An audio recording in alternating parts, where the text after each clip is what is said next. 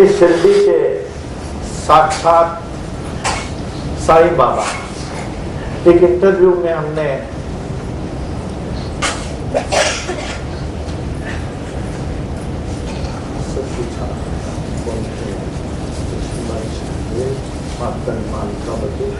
बालाजी पिल्ला की गुरु से पूछा, आपने साईं बाबा को देखा, आपने क्या देखा, क्या उनको समझा?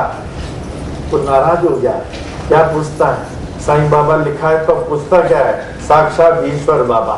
वो बोले साई, इस शिरडी के साक्षात ईश्वर बाबा, मैं आपका संतान और केवल आपका ही संतान, और आप का संतान होकर आपकी रची संसार के धूल में धूलित हो। आप ही मुझे धूल से उठा सकते हैं। मैं नादान, आपका ही संतान, जन्म जन्मांतरों से इधर उधर भटक रहा हूं, और आपकी प्रबल माया मुझे अपनी ओर खींच रही है। बाबा, आप मुझे अपनी इस प्रबल माया से बचाकर मुझे अपना नहीं लेंगे? क्या मैं आपका लायक नहीं हूं?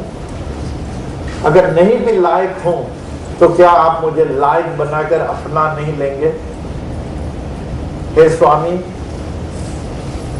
मैं इस संसार के चमक दमक में उलझ चुका हूं और उलझे हुए लोगों के कहने के अनुसार चल रहा हूं। चलो मार्केट घूमेंगे, चलो क्लब जाएंगे, चलो होटल जाएंगे, चलो इधर जाएंगे उधर जाएंगे, लेकिन उनके लिस्ट में मंदिर जाना, सत्संग करना, पूजा भजन करना है ही नहीं। बाबा, मुझे ऐसे लोगों से बचावें जिससे कि मैं आपके सत्मार्ग में चल सकूं। याद रखना, हमेशा भक्तों के साथ रहना है। भक्तों के साथ रहना, तभी जो है आपकी भक्ति में वृद्धि होगी, तभी आप इस भयंकर संसार से बच पाएंगे, वरना नहीं। हे साईं, आप मुझे अपने कृपा पात्र बनाकर मुझे भक्ति और विश्वास का ऐसा वरदान दें जिससे क्षण भर भी मैं आपसे विभक्त नहीं रहूं, क्योंकि आपसे विभक्त हुआ क्षण लोग व्यर्थ पा रहे हैं। जितना आपसे दूर, उतने ही सांसारिक संकटों और भयों के निकट लोग पा रहे हैं। बाबा, ऐसी कृपा करें, आंख खुलते ही, जो सुबह आंख खुले ऐसे नहीं खोलना, आंख खुलते ही ओम साई राम आपके नाम स्मरण से खोलूं, और हर सांस में जो सांस लेता हूं आपका नाम लेता रहूं, और हमारे दिन भर के कर्तव्यों को आपकी सेवा समझकर ईमानदारी से परिश्रम करते हुए निस्वार्थ कर सकूं। बाबा, हे सर्वव्यापक बाबा, आपने हर एक प्राणियों में अपनी उपस्थिति का प्रमाण दिया। हर प्राणियों से मैं निस्वार्थ प्रेम करूं, विशेषकर उनसे जो हमसे घृणा करते हो। बाबा, इस जीवन का धर्म सुख दुख ये चक्र चल रहा दिन रात, मैं हर अवस्था को आपके मौज समझूं।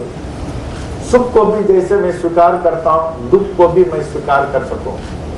लेकिन बाबा, कभी ऐसी समस्या आ जाती है, कभी गंभीर दुख में पड़ जाता हूं, तो मेरा मन विचलित हो जाता है। तो मैं कहता हूं, बाबा, ऐसी अवस्था पर आप मेरी हाथ पकड़ लेना और इन समस्याओं से पार लगा देना, वरना इन समस्याओं में मैं डूब जाऊंगा।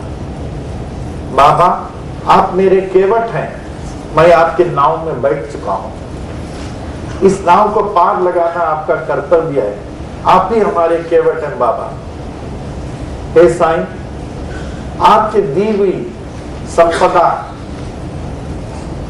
को मैं अंधे, कोढ़ी, लंगड़े, लूले, धर्म स्थानों को, साधु संत महात्माओं को, चिकित्सालयों में जहां इतने मरीज पड़े हुए हैं, इन लोगों को मैं भागीदार बनाऊं, तभी तो आप खुश होंगे। और आपकी दी हुई संपदा को मैं कभी अपना नहीं समझूं। क्योंकि मैं तो खाली आया हूं और ना मालूम किस सेकंड में खाली चले जाऊंगा। हे साईं, आप बड़े कृपालु हैं, आप बड़े दयालु हैं। जब मैं आकाश में उड़ते हुए पक्षियों को, स्वतंत्रता से उड़ते हुए पक्षियों को देखता हूँ, जैसे लोनावला में इन पक्षियों के लिए मैं घोंसला बनाता था, उनको दाना देता था और पानी रखता था, बहुत सारे पक्षी आते थे, मुझे बड़ी खुशी होती है। और जब जंगल के जानवरों को मैं सोचता हूँ, इतना हष्ट-पुष्ट है, और से शेर, चीता, जंगली हाथियों को देखता हूँ, और समुद्र के नीचे जब सुंदर मछलियों को देखता हूँ। जब मैं फॉरेन जाता हूँ तो लास्ट डे लोग हमको शिप में घुमाते हैं, तो नीचे जो है पानी के नीचे जाते हैं, तो मछलियों को देखता हूँ। और साथ ही साथ ये मानव समाज को सभी का अन्न जल आप ही तो ग्रहण कराते हैं बाबा। लेकिन बाबा, मैं अपने अहंकार की वजह से सोचता हूँ मैं अपना खा रहा हूँ, अपना कमाई का खा रहा हूँ। आप ऐसी कृपा करें, ये हमारी अहंकार मिटा दें और हमारे मन में आवे, जो भी आप पक्षियों को, जानवरों को, मछलियों को, प्राणियों को खिला रहे हैं, आप मुझे भी खिला रहे हैं। मैं अपनी कमाई का नहीं खा रहा हूँ, आपका मैं प्राप्त कर रहा हूँ। इसलिए आहार करने से पहले, आहार करते समय, आहार करने के बाद बारंबार मैं आपको धन्यवाद दूं। हे साईं, मैं आपका ही तो प्राप्त कर रहा हूँ, मैं आपका ही तो प्राप्त करो। हे साईं बाबा, मेरे जन्मदायिनी माता को जब मैं याद करता हूँ, माता ने कैसे हमें जन्म दिया, कितना मुसीबत उठाया होगा मुझे बड़ा करने के लिए, और हमारे पिताजी ने भविष्य बनाने के लिए क्या कुर्बान नहीं किया। लेकिन माता पिता की मैं उतनी सेवा नहीं कर रहा हूँ जितना करना चाहिए। और आपने बताया, जो माता पिता की सेवा करके उनके आशीर्वाद को अपने शीश पे धारण करता है, उसको किसी की आशीर्वाद की जरूरत नहीं पड़ती। हमारे शास्त्रों में पहला स्थान दिया माता, फिर पिता, उसके बाद गुरु, उसके बाद देव। तो बाबा इसी कृपा करे, मैं माता पिता की खूब सेवा करूं। फॉर योर इंफॉर्मेशन, हम माता पिता को सजीव भगवान समझ के मैं सेवा करता था। 40 साल तक माता जी की सेवा किया, 97 ईयर्स तक पिताजी के, उनके लिए सब काम करता था सजीव भगवान सोच के। आज मैं बैठा हूँ आपके सामने, माता पिता की कृपा है, तो मैं माता पिता की जो है खूब सेवा करूं, खूब सेवा करूं। बाबा, मैं आपका हो चुका हूं, अगर आप मुझे दूसरा भी जीवन देते हैं, ये तुच्छ प्राणी को पहचानने की चेष्टा करें।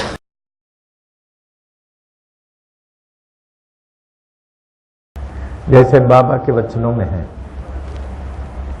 whosoever puts his feet on Shirdi soil, his sufferings would come to an end. But I add 2 more words, with faith and dedication. ठीक है ऋषि? Whosoever puts his feet on Shirdi with faith and dedication, his sufferings would come to an end. The wretched and the miserable would rise to plenty of joy and happiness as soon as they climb the steps of this mosque. I shall be ever active and vigorous even after leaving this earthly body. 4th, 5th and 6th are pertaining to Baba's tomb. My tomb shall bless and look to the needs of my devotees. I shall be ever active even from my tomb. My mortal remains would speak from my tomb. 7. I am ever living to help and guide all those who come to me, who surrender to me, and who take refuge in me. 8. If you look to me, I look to you. 9. If you cast your burden on me, I shall surely bear it. If you seek my advice and help, it shall be given to you at once, and there shall be no want in the house of my devotees, which will be overflowing with peace, prosperity and happiness. Overflowing with peace, prosperity and happiness. Thank you. The grace of Sai Baba is for him to ask for it, ask.